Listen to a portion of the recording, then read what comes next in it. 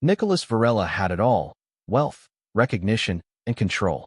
His name was on skyscrapers, tech magazines, and exclusive clubs.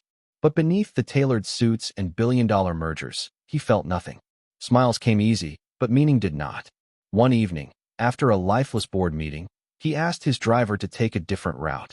They drove through forgotten streets Nicholas hadn't seen since his youth. There, near an abandoned train station, color exploded on concrete. A mural so vibrant, so raw, that he told the driver to stop. A young woman stood before the wall, adding yellow strokes with a broken brush.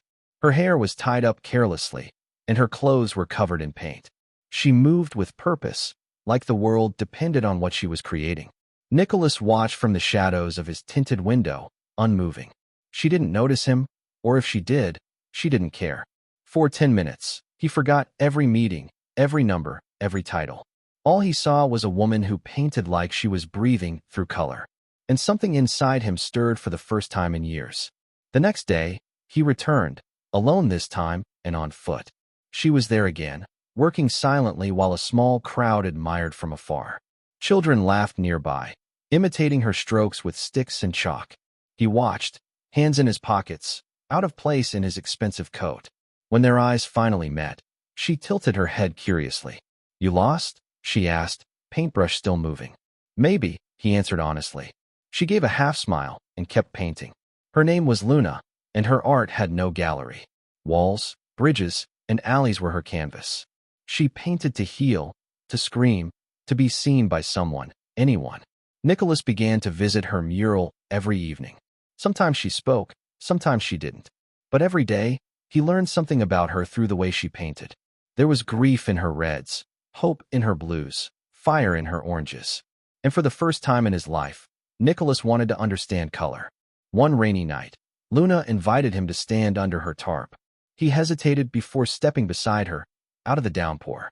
They stood in silence, shoulder to shoulder, staring at the unfinished piece. "Why do you come here?" she asked without looking at him. "Because when I watch you paint, I remember what it feels like to feel." That answer made her pause. She handed him a brush without a word. He didn't know what to do with it, but he accepted it. Nicholas began to rearrange his life around her rhythm. He skipped meetings, declined events, and hid in the colors of her world. They painted together sometimes, badly, beautifully, and freely. She teased him for his lack of technique, and he laughed more than he had in years.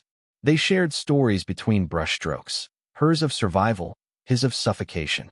He told her about the father he never pleased and the company he no longer loved. She listened, wiping her hands on old jeans, never interrupting. And somehow, her silence healed more than any therapist ever had. One day, he brought her to the rooftop of one of his buildings. From there, the whole city stretched below, cold and gray. She looked at it with narrowed eyes. "Too many walls. Not enough stories," she said. Nicholas turned to her, feeling suddenly small in his own kingdom. "What would you paint up here?" he asked. She answered without hesitation, "Something that reminds people to feel again." And in that moment, he realized she had already changed him. But not all transformations go unnoticed. Paparazzi spotted him walking through Luna's neighborhood. Headlines questioned if the billionaire had gone mad. His investors demanded explanations. His PR team urged damage control. But Nicholas refused to stop seeing her.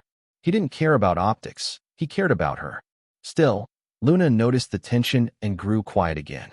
She had seen what fame did to people, and she wanted none of it. He tried to protect her by staying away for a few days. But his absence only deepened the space between them. When he returned, she was painting angrily, darker colors, sharper lines. He watched silently, afraid to interrupt her storm. "I'm not your project," she snapped without looking at him. "I know," he said softly, "but you're the first thing that's ever made me question everything." She turned to him, eyes glassy but fierce. "Then stop watching and start choosing." That night, Nicholas sat alone in his penthouse, surrounded by things that meant nothing. The silence was louder now, unbearable without her voice in it. He stared at a blank wall across from his sofa and imagined Luna painting on it. Messy, free, real. He stood, grabbed his coat, and walked out without telling anyone. He didn't care about damage control anymore. He only cared about finding her, before the wall between them became permanent. And he knew that if he didn't return now, He'd lose her forever. Nicholas found Luna at dawn, painting alone beneath a broken street lamp. The city was still asleep, and only their breaths moved in the cold air. He didn't speak right away. He just watched her, hands in his pockets. She glanced at him, then at the wall, and finally back at her paint. "You came back," she said, as if it mattered less than it did. "I'm not leaving again," he answered, voice low but certain. She dipped her brush in red, not responding. But she didn't tell him to go away either. They painted side by side in silence for over an hour. Then, softly, Luna said, "I don't belong in your world." Nicholas looked at her, the early light catching the paint in her hair. "I don't think I belong in it either," he replied. Her hand paused, brush hovering just above the wall. "You're a billionaire, Nicholas. You can disappear whenever you want." "I'm not here to disappear," he said. "I'm here to be seen." That made her heart crack in a way she didn't expect. Over the next few weeks, Luna allowed him back into her rhythm, not as a guest, but as someone learning to earn his place. They painted, walked, talked, and sometimes just existed together. Nicholas brought her food when she worked too long, and she brought him silence when he needed it most. He learned how to mix colors. She learned how to accept help. They started a mural on a bridge, one no one had touched in years. It was filled with faces, dreams, and pieces of their stories. And slowly, the city began to notice. One afternoon, a child approached Luna while she painted. He held a crumpled drawing and asked shyly if it could go on the wall. Luna knelt down and said, "Only if you paint it with me."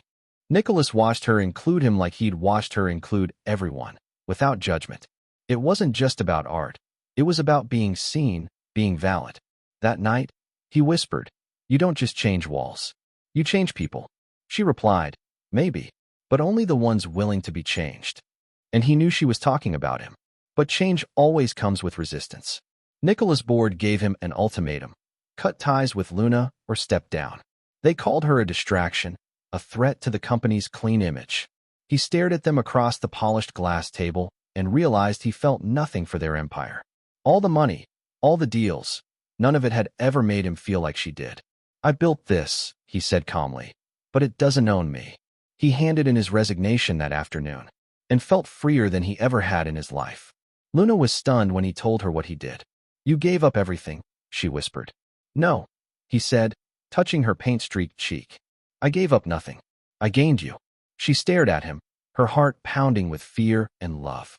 "Don't romanticize me, Nicholas. I'm still messy, still scared." "I know," he said, smiling gently. "But for the first time, so am I." She didn't answer. She just kissed him, soft, slow, and certain. They moved into a small loft above an old bookshop.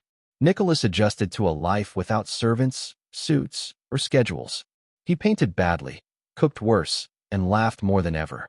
Luna taught workshops for kids, funded quietly by savings Nicholas never cared to touch. They shared a mattress on the floor, surrounded by canvases and unfinished sketches. It wasn't luxury, but it was theirs. And every brushstroke, every burnt pancake, made them feel more alive. They weren't building a fortune, they were building a life. One rainy morning, Luna awoke to find him painting alone. He had paint on his nose and a crooked heart on the wall. "What's that?" she asked, wrapping herself in a blanket. "A disaster," he laughed. "But it's for you." She walked over and traced the heart with her finger. "It's perfect," she said, "because it's real." They stood there in silence, the storm outside forgotten. And in that quiet space, their love became something unshakable. Their love story began to spread, quietly, then loudly. A local journalist wrote about the bridge mural and the man behind the money. Soon, offers came in, gallery openings, interviews, TV features. Luna rejected most of them, but Nicholas encouraged her to say yes to some. "You deserve to be seen," he said. "On your terms." They agreed to host a free exhibition for the community first. It was packed. Kids, street artists, curious strangers, all stood in awe. And Luna stood in the center, no longer hiding her light. That night, after everyone had left, Luna and Nicholas danced in the empty gallery. No music, no cameras, just them and the echoes of what they had built. She laid her head on his chest and whispered, "I still don't know what to call this." He kissed her forehead and said, "Call it ours." Her eyes filled with quiet tears, not of sadness, but of arrival. For the first time, she felt safe. For the first time, he felt whole. And together, they knew this was only the beginning. Months passed, and their small world flourished. Nicholas painted nearly every day now, not for skill, but for joy. Luna's studio was always open, always full of laughter and paint-stained hands. They built shelves out of old crates, and every wall held unfinished beauty. He read her poetry while she stretched canvas. She kissed him when he forgot to breathe. Love wasn't perfect, but it was present. It showed up in burnt coffee, shared silence, and mural sketches at midnight. They weren't rich in gold, but in moments, and that was more than enough. But peace always attracts pressure. A luxury art magazine offered Luna an exclusive cover and interview. She was hesitant. Nicholas encouraged her gently. "Only if it tells the truth," she said. "I steady." The article painted her as a rebel, a muse, and a revolution.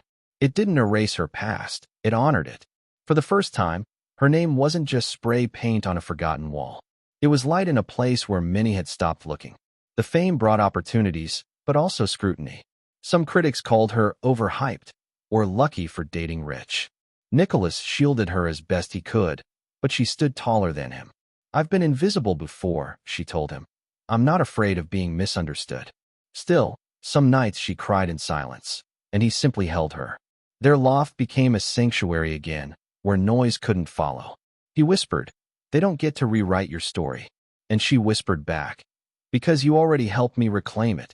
Their bridge mural was nominated for a public arts award. Instead of attending the ceremony, they invited the community to repaint the wall. Kids, neighbors, and strangers arrived with brushes and smiles. Together, they covered the old mural, not to erase it, but to continue it. Luna handed Nicholas a small brush and winked. He wrote a tiny message in the corner. "Thank you for saving me." She saw it, but said nothing, only took his hand in hers. And in that gesture, more was said than words could hold. One morning, Luna found a box on her workbench. Inside, a collection of Polaroids, sketches, and a small ring made from a bent paintbrush.